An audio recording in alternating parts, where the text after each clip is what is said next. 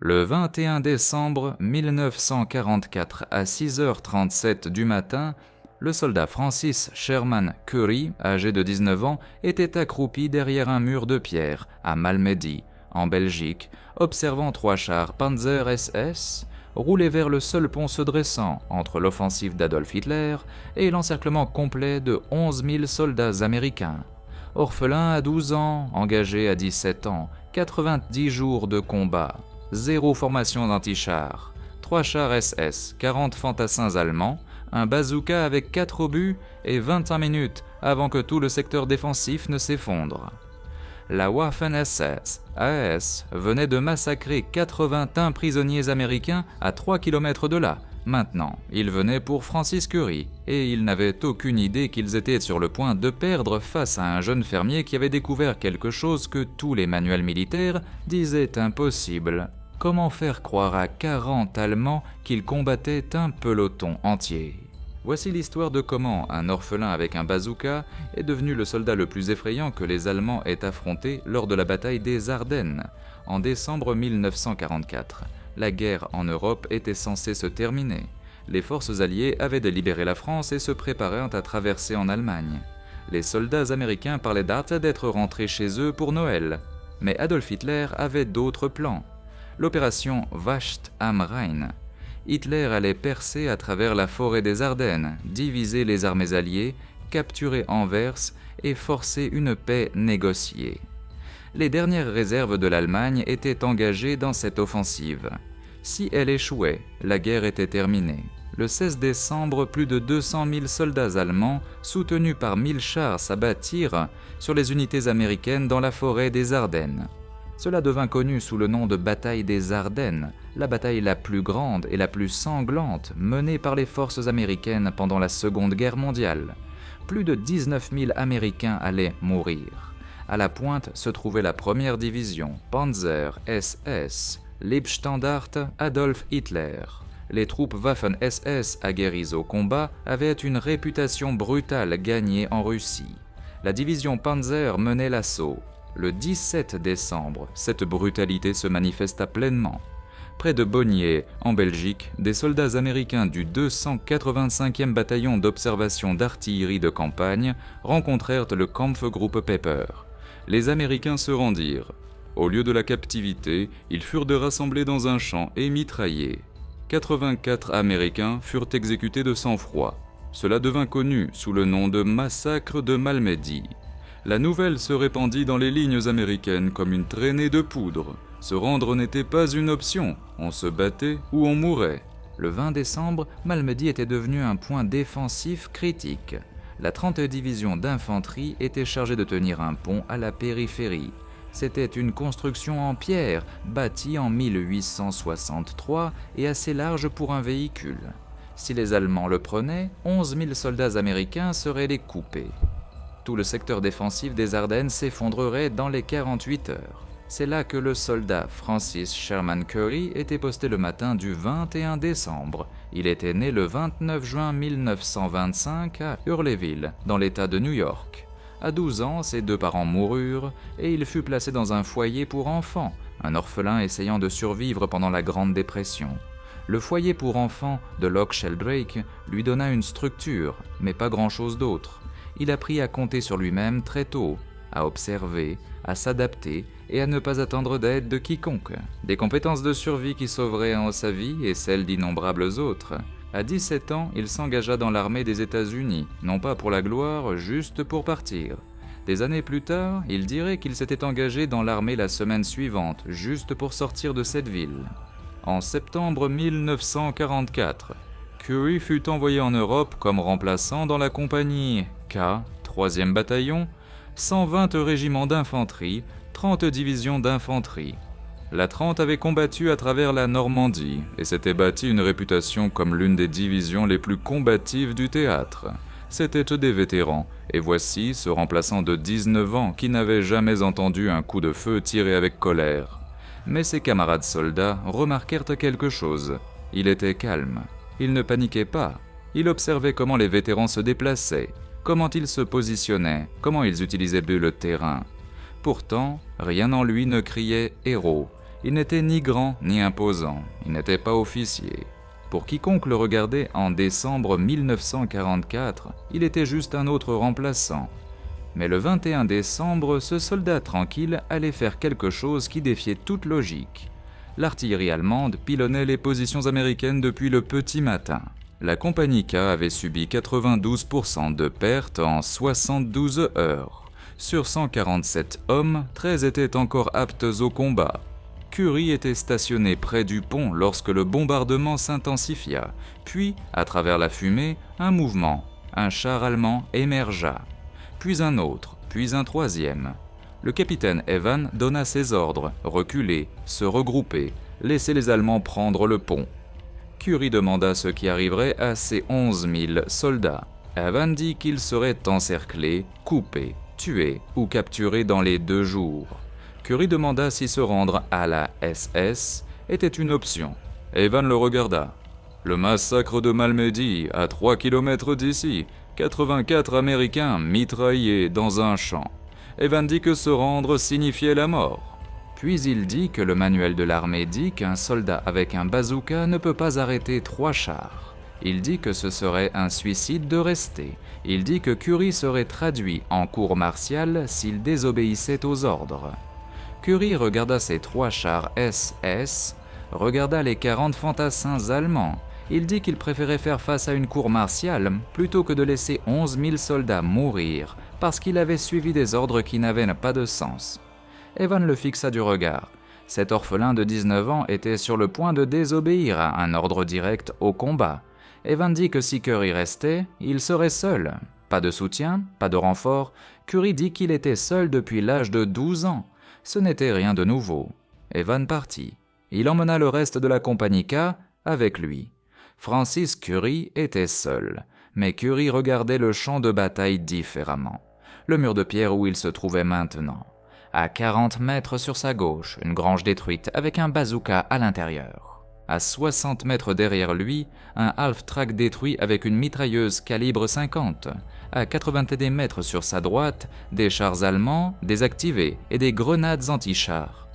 4 positions, toutes à distance de sprint, différents angles de tir. S'il touchait le premier char depuis la grange, puis se déplaçait vers le half-track, puis vers les chars désactivés, les Allemands penseraient qu'il faisait dive face à plusieurs défenseurs, plusieurs bazookas, un tir coordonné. Ce n'était pas le cas, c'était juste Currie. En guerre, la perception est la réalité. S'ils pouvaient leur faire croire que le pont était fortement défendu, ils hésiteraient, ils appelleraient des renforts. L'hésitation était la façon de survivre quand on était en infériorité numérique de 40 contre 1. Le manuel de l'armée disait « Restez dans une position ». Currie était sur le point de prouver que le manuel de l'armée avait été écrit par des gens qui n'avaient jamais combattu seuls. Il leva son fusil automatique Browning. Le char de tête était à 280 mètres. Il tira. Le commandant allemand s'affaissa en arrière. La mitrailleuse du char ouvrit le feu. Les balles déchirèrent le mur de pierre. Currie se jeta à plat. Il compta les secondes et attendit une pause. Il sprinta vers la grange. Le feu de mitrailleuse éclata. L'infanterie allemande commença à tirer. Il atteignit la grange et s'écrasa à travers la porte. Le soldat de première classe, John Swanson, était à l'intérieur contre le mur. Un bazooka avec 4 roquettes. Currie saisit le bazooka. Swanson saisit les roquettes. Ils se déplacèrent vers la porte latérale. Les chars étaient à 240 mètres. Currie chargea. Swanson arma la fusée. Currie sortit et visa le char de tête au centre de masse. Le bazooka recula. La roquette traversa l'espace. Impact. Elle toucha l'anneau de tourelle. Feu et fumée éclatèrent. Le char recula. L'équipage évacua. Un de moins. Le canon principal du 2e Panzer pivota vers la grange. Currie dit à Swanson de rester. Gardez les Allemands qui regardent ici. Puis il courut vers le half-track. L'infanterie allemande le vit courir à découvert et ouvrit le feu. Il atteignit le half-track et plongea derrière alors que le char allemand tirait sur la grange. L'explosion déchira le mur de la grange où Currie se trouvait 10 secondes plus tôt. Mais Currie n'était pas là. De derrière le half-track, il avait un angle clair. Le half-track avait une mitrailleuse calibre 50. Le verrou était coincé. Il le dégagea et chargea une nouvelle cartouche. L'infanterie allemande avançait. Il pensait que Curie était encore dans la grange. Curie ouvrit le feu. Le calibre 50 balaya le tir à travers la formation. Ils se dispersèrent. Certains tombèrent, les autres battirent en retraite. Les Allemands étaient confus. Éclair de bouche depuis la grange, maintenant tir depuis une position différente. Combien d'Américains défendaient ce pont? Pendant que les Allemands étaient cloués, Swanson tira le bazooka depuis la grange. La roquette toucha le deuxième Panzer bas, le char fit une embardée et s'arrêta. La chenille gauche se détacha. Mise hors de combat de mobilité, 2 de moins. L'infanterie allemande criait, bazooka depuis la grange. Mitrailleuse depuis le half-track, 2 positions différentes. Plusieurs défenseurs américains, c'était l'astuce. Bougez assez vite pour qu'ils ne puissent n'est-ce pas vous suivre. Tirez depuis plusieurs positions, créez l'illusion que vous n'êtes pas seul. Curie abandonna le half-track. Il sprinta vers les chars allemands désactivés. Il atteignit le Panzer détruit. Il trouva des grenades anti-chars M9 avec des ogives à charge creuse et en saisit 4. Le 3e char avançait à environ 120 auto-20 mètres, se déplaçant prudemment. L'équipage avait déjà vu 2 chars détruits. Curie attendit. Il le laissa se rapprocher. À 70 mètres, il se leva. L'infanterie allemande le vit et commença à tirer. Curie lança la première grenade sur l'infanterie. Elle explosa. Les 2 Allemands tombèrent et les autres se dispersèrent. Cela ressemblait à une 3e position américaine. Le commandant du char tourna la mitrailleuse vers Curie. Curie lança sa 2e grenade sur le char. Elle explosa à côté de la chenille droite. Le char s'arrêta, la chenille se détacha. Encore une mise hors de combat de mobilité. 3 chars, 3 coups au but. L'infanterie allemande se retirait, appelant le commandement par radio, signalant une forte résistance, plusieurs positions anti-chars et une défense coordonnée. Il n'avait aucune idée que c'était un orphelin avec un bazooka et la volonté de courir vers les chars au lieu de s'en éloigner. Le trafic radio allemand ce jour-là, déclassifié des archives de la première division Panzer SS, signalait avoir rencontré au moins 12 à 15 soldats américains défendant le pont de Malmedai avec un tir anti-char coordonné depuis plusieurs positions. L'officier du renseignement conclut qu'aucun soldat seul ne pouvait se déplacer aussi vite ou coordonner autant d'attaques. Le rapport était erroné. C'était un homme, un orphelin de 19 ans qui avait appris « Quand vous êtes seul, faites-leur croire que vous ne l'êtes pas ». Mais Curie n'avait pas fini. L'artillerie allemande ouvrit le feu. La compagnie K subissait des pertes. Curie vit 5 soldats américains blessés, cloués par le feu de mitrailleuses allemandes. Ils ne pouvaient pas bouger. S'ils restaient là, ils mourraient. Curie regarda ces 5 hommes et regarda les 400 mètres de terrain découverts. Tous les manuels disaient « Ne le faites pas. Vous ne pouvez pas sauver 5 hommes sous le feu de mitrailleuses. Vous mourrez en essayant. » Mais Francis Curie était orphelin depuis l'âge de 12 ans. Personne n'était jamais venu le sauver quand il en avait besoin. Alors il avait appris que si quelqu'un a besoin d'aide et que personne d'autre ne vient, vous l'aidez vous-même. Il rampa vers les hommes blessés. 400 mètres avec le feu de mitrailleuse claquant au-dessus de sa tête. Il les atteignit. Il ne pouvait pas marcher. Il devrait les traîner un par un. Il saisit le premier homme et commença à le traîner en arrière. Le feu de mitrailleuse s'intensifia, mais Curie continua d'avancer. Il le mit en sécurité et retourna. Il saisit le deuxième homme, le mit en sécurité et retourna.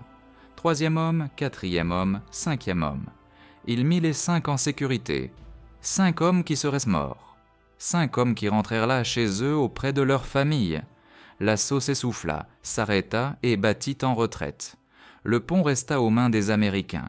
Francis Sherman Curie était toujours debout. Les Allemands ne prirent jamais ce pont. Pourquoi les troupes d'élite de la Waffen-SS hésitèrent-elles ? Pourquoi se retirèrent-elles d'une position qu'elles auraient dû submerger ? Parce que Francis Sherman Curie ne combattit pas comme un seul homme. Il créa l'illusion d'une défense coordonnée. La façon dont il se déplaçait, changeant de position, récupérant des armes et frappant sous plusieurs angles, fit croire à l'ennemi qu'il faisait face à une embuscade organisée. En guerre, la perception est la réalité. Les Allemands ne pouvaient pas prévoir d'où viendrait la prochaine attaque. Ils ne pouvaient pas déterminer combien d'Américains ils affrontaient. Cette incertitude ralentit leur avance. Au combat, l'hésitation est fatale.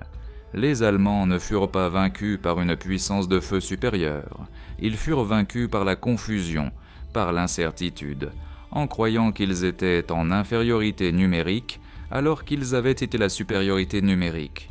C'est la guerre psychologique, faire en sorte que l'ennemi se vainque lui-même par sa propre peur.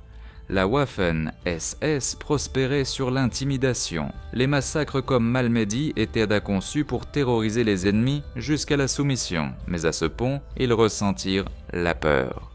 Le refus de Currie de battre en retraite, son efficacité calme, sa capacité à apparaître partout à la fois brisèrent ça leur avantage psychologique. C'est ce qui rendit Francis Sherman Currie terrifiant. Il n'était pas un berserker chargeant aveuglément, il était un chasseur, démantelant méthodiquement l'une des forces combattantes les plus meurtrières de la guerre. Pour ses actions, Currie fut recommandé pour la médaille d'honneur. Le 27 juillet 1945, la médaille lui fut remise par le général de division Leland Hobbs. Le général Dwight D. Eisenhower rencontra Currie et étudia l'engagement. Dans son journal personnel de décembre 1945, Eisenhower écrivit que la bataille de Malmedy démontre que l'innovation tactique sous pression vaut plus que l'adhésion stricte à la doctrine. Il écrivit que la décision du soldat Currie de désobéir aux ordres et de défendre ce pont sauva probablement des milliers de vies et raccourcit l'offensive allemande de plusieurs semaines. Il écrivit que la méthode de Currie, consistant à créer l'illusion de plusieurs défenseurs, devrait être étudiée dans toutes les écoles tactiques de l'armée. En plus de la médaille, Currie reçut l'étoile d'argent, l'étoile de bronze, 3 Purple Hearts et l'ordre de Léopold avec palme de Belgique. Mais Francis Sherman Currie n'agit jamais comme un héros de guerre. Après la guerre, il épousa Helen Kelly en 1946. Ils restèrent mariés pendant plus de 60 ans. Il retourna à la vie civile avec la même détermination tranquille qu'il avait montrée sur le champ de bataille. Pas de fanfare, juste un travail régulier. Il rejoignit le centre médical des anciens combattants à Albany en tant que conseiller pour aider d'autres vétérans. Il comprenait ce qu'ils traversaient, les cauchemars, la culpabilité, la difficulté d'expliquer le combat à des gens qui ne l'avaient jamais vécu. Plus tard, il dirigea une entreprise d'aménagement paysager dans le nord de l'État de New York, puis déménagea à Myrtle Beach et travailla dans la planification de conventions d'hôtels, une vie tranquille. Il parlait rarement de Malmedy, mais son histoire ne s'effaça pas. Les historiens militaires étudièrent l'action, analysant comment un soldat accomplit ce qui semblait impossible.